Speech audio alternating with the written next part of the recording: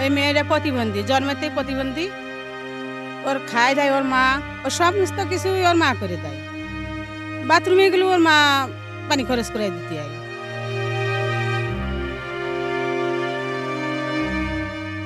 এখন ওর বাপের বিশাল অভাব এই সংসার। ওর বাপ যে কাজ করে ওর সংসারই চলে না।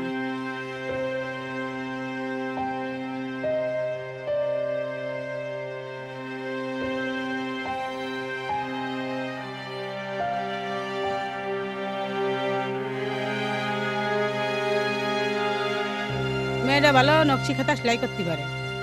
আপনারা যদি সহযোগিতা করে দিতেন কেউই ওর সাথে, যে গ্রাম ঘাটে কত মানুষ খেতা সেলাই করে মানসির দিয়ে, তা ও যদি ওরকমের যদি একটু পাইতো, যে মানসি যদি ওর কাছে খেতা টেতা দিয়ে যাইতো, তাহলে সেলাই করে ও কিছু পয়সা পেলে ওর আবার সংসারটাও চলতো। নিজ থেকে কষ্ট হলেও করতে হয়, বাবা গরিব। 2 থেকে 3 মাস লাগে একটা খেতা করতে। জি, আমি লোকে দেয় সেটা করি। আমার এই বাচ্চাটা আছে জন্মের থেকেই প্রতিবন্ধী। এখন আমার সংসার আর্থিক অবস্থা খুবই কম। আব্বা দিন মজুরি ভ্যান চালায়। এখন খুব কষ্টে আছে ওরা নিয়ে। একটা হুইল চেয়ার কষ্টে কষ্টে যাই হোক মানুষের করে কিনেছিলাম, ফিরা ভেঙে গেছে। আর মনেও খুব আল্লাহ মেধা দিয়েছে, সেও একটু হাতের কাজ টাজ করে সংসারে একটু খরচ টরচ করে। প্রতিবন্ধী মেয়ে এই যে হাতের কাজ করে, বাইরের থেকে কেউ যদি অর্ডার দেয় তাও করতে পারে পয়সা কড়ির জন্য। আবার যদি কেউ সহযোগিতা করে যে অর্ধেক সেলাই করবে, ওর সেলাইটা খুবই ভালো, রাতের কাজ খুব ভালো। নিজে কারোর কাছে যাইতে পারে না, নিজের মনের থেকেই আঁকায়, নিজের মনের থেকেই করে।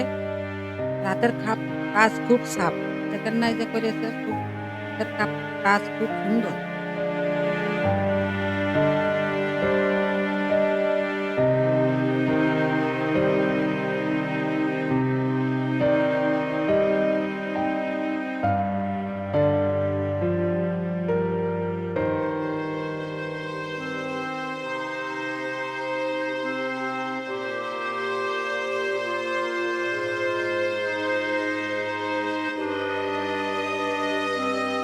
তার হাতের কাজ এত সুন্দর কাজ, আসলে মানে ভাষায় প্রকাশ করতে অবাক করা একটা বিষয় যে এত সুন্দর কাজ একটা প্রতিবন্ধী মেয়ে করতে পারে।